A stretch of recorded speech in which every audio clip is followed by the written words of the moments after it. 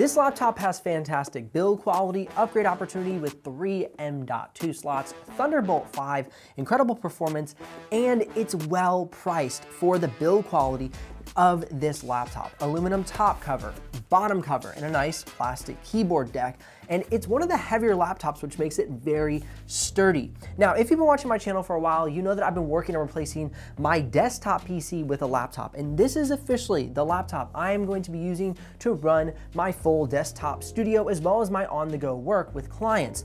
Now, keep in mind that if you've been watching my channel also for a while, you'll know that I chose the MSI Titan 18HX AI, and that's one I was using, but I was running into some major bottlenecks in regards to connecting all my peripherals to the laptop. And it was not on behalf of Thunderbolt 5, but rather the MSI itself, because as soon as I plugged this laptop in, which is the Alienware 16 Area 51, everything smoothed out. My monitors connected without an issue. I was able to connect multiple drives and transfer between multiple drives very smoothly. And so just as an experience from myself, the MSI, whether it be the software or just how they've engineered the device, ended up not being as great of a fit as I'd hoped. And that has me now landing on the Alienware, which has everything that I wanted in the MSI, but it's a smaller device and provides me with the connectivity and performance that I'm looking for. And on top of all of that, it's still a matte display. And this was something that was really important to me and I couldn't find with all the features that I needed. Without further ado, let's dive into this laptop, which gives me ultimate performance and connectivity, as well as a great bang for buck option if you're looking for the best laptop for your needs. What I wanna say right off the bat, when I say bang for buck, I'm not saying this is an affordable laptop or cheap laptop, but what you get for your money makes sense. This laptop on sale is $3,000. We have an RTX 5080, 32 gigs of RAM, which is upgradable, 3 M.2 slots, a color accurate and large color gamut range, 4K matte display, cherry keys keyboard, great upward facing audio, awesome cooling ventilation, great aluminum build quality. And the one thing that kind of burns my gears is just the small trackpad, but that's one thing I'm willing to overlook. As I mentioned in the intro though, the weight is quite substantial. One of the more heavy laptops that I have reviewed, especially in a 16-inch form factor. Now I would expect an 18-inch laptop to weigh this much, but this is a 16-inch laptop weighing well over 7 pounds. But the thickness is not too crazy. It's not a super thick laptop, but I love the color, the aluminum top cover, and the bottom cover with this glass display of the interior components, which is a neat touch. We have bottom facing speakers as well as upward facing speakers on the keyboard deck for a nice audio experience, and simple RGB backlighting on the keyboard, trackpad, as well as on the Alienware symbol. Here on the ledge, as well as you can see the RGB coming out of the bottom of the laptop through the glass display. The glass display is a little cheeky. I think it's a cool touch. Some people have said that's ridiculous. I don't really mind it, so I'm just gonna say it's cool. Now, before we check out the port connectivity, as mentioned, this laptop is on sale right now for $3,000. Now, it retails around, I think, $3,549, but if you wanna check the live pricing, you can head down in the description below, click those links. If you do make a purchase, I'll get a small commission, but at no extra cost to you. But of course, that's what keeps this channel alive and the helpful content coming your way. One thing that really sold me on this laptop, besides the 4K color accurate matte display and the 3 M.2 slots available in the device, is the fact that it had great port connectivity. An SD card reader, which is very rare in devices, and the MSI had, which is why I really liked the MSI as a choice for my office. We have a headphone jack, and then on the back side, you have 2 Thunderbolt 5 ports if you purchase the RTX 5070 Ti or above.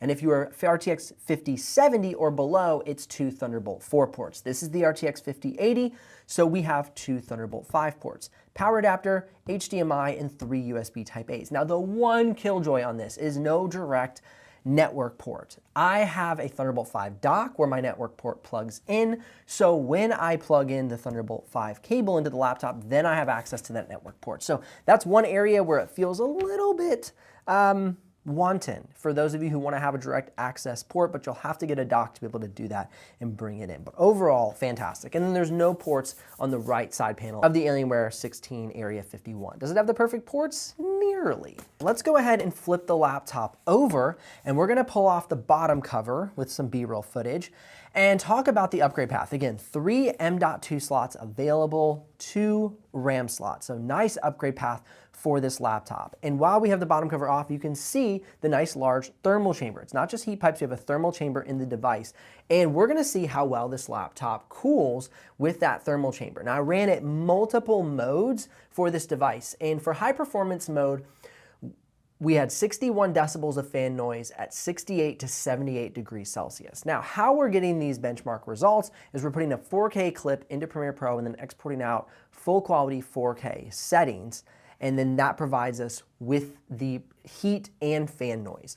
On balance mode, which is honestly where I'd probably run the device, because what you'll see later in the benchmarks is that between high performance mode and balance mode, there's only a few seconds difference for the 4K export. But on balance mode, 41 decibels to 46 decibels of fan noise, 77 to 89 degrees Celsius on the CPU.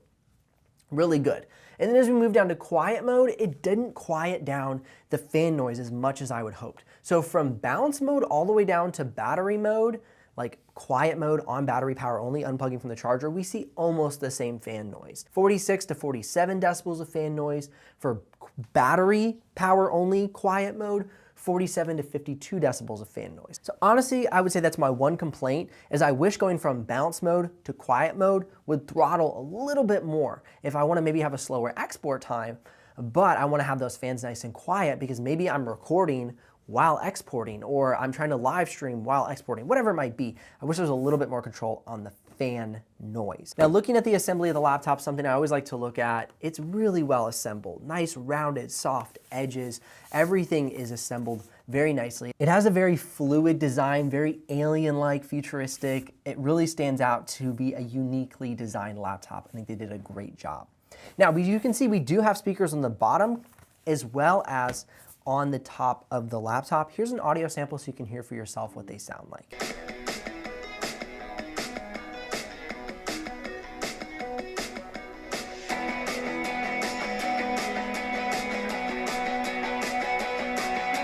And as we turn the laptop and get a good look at it here, there's a webcam along the top bezel. Here's a sample of the webcam so you can see and hear for yourself. This is the webcam on the Alienware 16 Area 51, and a little sample of the audio for you as well. From what I can tell, this looks like the 1080p one. It doesn't look as sharp as the 4K might be, just for a little extra context in this video. Okay, the display. This is a beautiful, matte, 4K, color accurate display. We have 544 nits of screen brightness at 100% sRGB, 92% Adobe RGB, and 97% DCI-P3 at a delta E of 1.18. Now, we've talked about the thermals, we've talked about the screen, and what correlates with those two is the battery. We have a 96 watt-hour battery, and unfortunately, because this laptop has such great performance, and it's focused on performance, the battery is okay at best. For the battery life results, we have 4 hours and 31 minutes for productivity, 4 hours and 10 minutes for streaming video playback, 1 hour and 42 minutes for Photoshop, and then about an hour for Premiere Pro playback. And these are very conservative results from this laptop. Could you get more? Possibly, but I wanted to be honest on how I'm using this laptop and the battery capabilities of it. Really have this laptop plugged in for the most part. I occasionally will take it out, but I'm gonna bring my charger with me and plug it in anyway to make sure it doesn't go dead. So for me, this is not a huge issue, but I just wanted to point out it could be for maybe somebody who wanted to be a little bit more on-the-go friendly. Now, looking at the screen, you can see the bezels here are all rubberized around the display. Really nice, soft touch rubberized bezels. When you close it down, closes very securely. And then when you try to open the laptop, it's actually quite hard to get that magnet to release. So it's nice and secure. It's not gonna, accidentally open up for whatever reason. So you go ahead and just hold the back and then you can open it up. And then once it's open, it opens and closes very nicely. Almost no screen bounce. I mean, look at that. It's such a secure hinge. The hinge design is very unique. It's actually coming out of the ledge here. So you can see it moves out of the ledge. Really, really cool design. And it's a very secure, smooth hinge. I think they've done a great job. Now you can also see the fans at the top here. So they're pulling air in, and then they're gonna be pushing air out of the sides and back. So great thermal ventilation, as you saw. Thermal temperatures were good, but what you're gonna see later is thermals matched with great performance out of this RTX 5080. This RTX 5080 sneak peek is gonna be on par with RTX 5090s. Crazy good performance out of this device. I'm very impressed this year with what they've got going on here. with the Alienware 16 Area 51. Again, if you want to check the live pricing or make a purchase, links are in the description below. And of course, I will get a small commission if you purchase through those. Means the world to me when you do that. Helps keep this channel alive and the helpful content coming your way. Looking at the keyboard, a Cherry MX keyboard. Love this. Now, I, at my desk, am going to have a full gaming keyboard available to me, and it's gonna, my actual laptop is gonna sit on a stand here. And so for me, I'm not gonna use this keyboard too much in the office, but when on the go, it's very nice. Nice snapback, Cherry MX keyboard, really well engineered. And another thing I love is right here, the F6 button, you just press that and you can turn on high performance mode.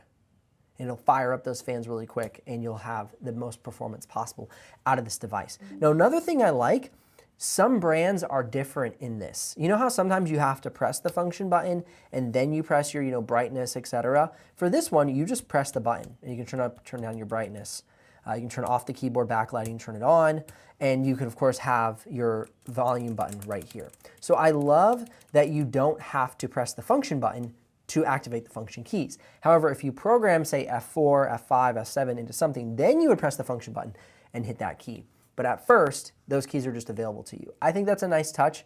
I personally like that better because if I'm working with one hand, I'm not having to navigate with one hand. Now, one complaint I do have is the 2/3 shift key. I wish that was a full-size shift key.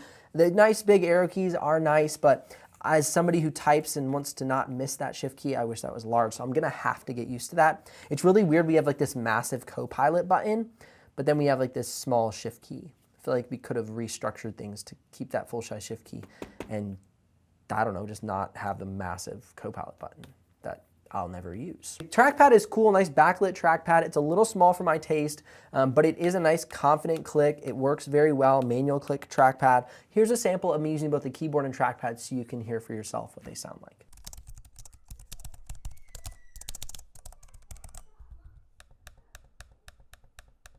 Now this laptop does come with a maximum graphics power of 175 watts.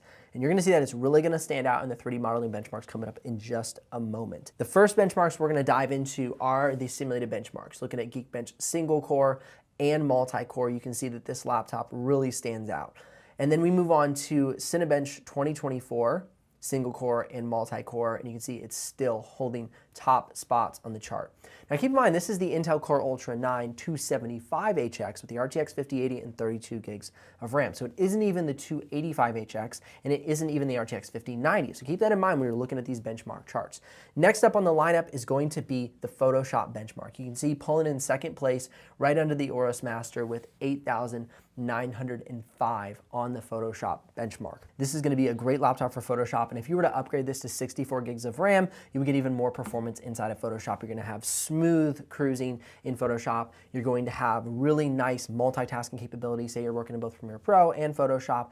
It just makes for a great device, and for me, this was really important for this being my dedicated workstation when I'm working in multiple tabs, multiple programs at the same time. Perhaps I'm live streaming and want to be leaving stuff open so I can jump out of my live stream, make some changes, and jump back in. So really great functionally for the different tasks that I'm going to be using with this device.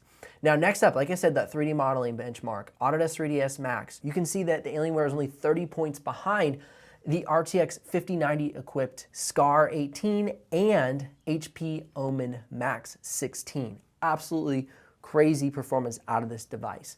Next up, we have the Autodesk Maya benchmark, and you can see there, we're a little bit farther behind the RTX 5090s on this one, but still not far behind, and especially for the price point, those laptops are gonna be upwards of $4,000, where this laptop here, like I said, is on sale right now for $3,000. All right, next we're looking at PTC Creo. Again, pretty close there, about 30 points behind. And then finally with SolidWorks, you can see the Alienware is about 24 points behind that RTX 5090. So great performance out of this device. Now the next thing we're gonna be looking at is the Premiere Pro export time 4K, 1 minute and 42 seconds. One of the best 4K export times I've ever seen on my channel, and that's going to be in high performance mode. I'm going to go ahead and switch over to the multiple export times here for the Area 51. You can see when we go to balance mode and quiet mode, we only lose a few seconds on the export time. So personally, I'm probably going to run this in balance mode most of the time to have a quiet device while also having great performance. Looking at the 6K export time versus the others, 10 minutes and 6 seconds. Besides the MSI Titan 18, which had the best export time, totally a huge benefit to me, constantly using 6K BRAW footage. But with it struggling with my other workflow elements, like keeping my monitors going, being able to plug in multiple drives and move footage around to prepare for my editors, that extra export time was not beneficial enough to throw off my workflow. And this 10 minutes and 6 seconds on that 9-minute 6K export is plenty fast for me on my daily workflow. Now the next thing I want to look at is the playback. Area 51 playback, you can see 4K, 6K, and even 8K. Amazing results. Only 11 drop frames for 8K BRAW, 0 drop frames for 8K red footage, and 6K red footage, and 6K BRAW. Crazy good results. And this is an RTX 5080 with only 32 gigs of RAM. We don't even have 64 gigs of RAM in here. That might be something that I add just to see what else we can get going out of this device, because I'm quite impressed, to say the least. And again, trying not to fanboy here, but for me, it really stands out as a great device. Next up for DaVinci Resolve, 1 minute and 26 seconds, right in line with the RTX 5090s and the Gigabyte Aorus Master with the RTX 5080, so really good if you're a DaVinci Resolve user as well. As I mentioned in the intro, this hits all of my hot buttons. Matte 4K display, 3 M.2 slots, great color accurate display, solid performance, and all at a good price point. Like I said, not cheap, not budget friendly, but with what I need this laptop to do on the day-to-day, and that it's replacing a desktop and then allows me to go on the go to work on client work, it makes the most sense for me to have a device that's powerful, nice thin form factor, really durable, and shows up when I need it to. Has Thunderbolt 5 for future-proofing me to have the fastest transfer speeds possible, because I do a lot of that. I transfer between drives very often. So let me know in the comment section below if this is a device you're considering. Remember, links are in the description below if you want to make a purchase, or click or tap the screen for more videos to help you with your buying decision. I'll see you in the next one.